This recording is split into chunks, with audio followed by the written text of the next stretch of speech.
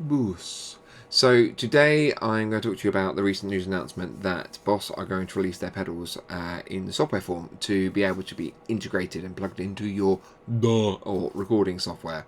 And it's a really cool thing to have happened. However, I do feel it's a little bit of a kick in the teeth in terms of what you actually get for your money. So they released this update and it's really cool. You've got various selection of pedals, so you've got the OD1, the PH1, the Spectrum, the slow gear, a compressor sustainer, a T1 wah, a super overdrive, and the Boss DS1, which I think is an overrated pedal, but people seem to love it.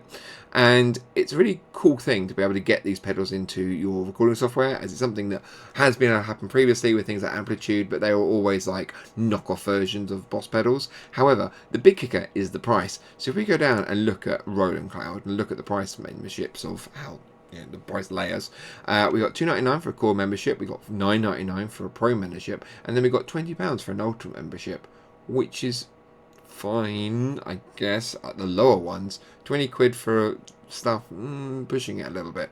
So with the Ultimate, yes, admittedly you do get a lot of stuff. You get wave packs, you get wave expansions, you get various drum machines and instruments and amps and that sort of thing.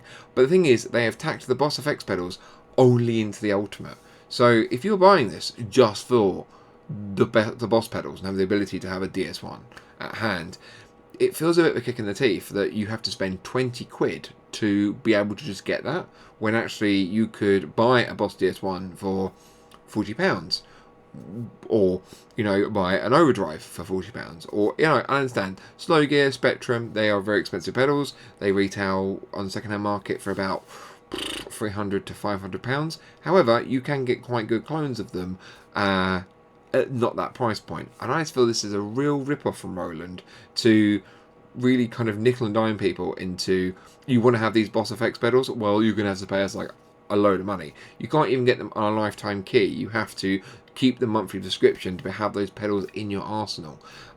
What's your thoughts on this? I think it's a bit of a rip-off, but it'd be interesting to hear your thoughts. If you like this video, hit a thumbs up, and if you want to see more of these videos, hit a subscribe. See you next one. Bye!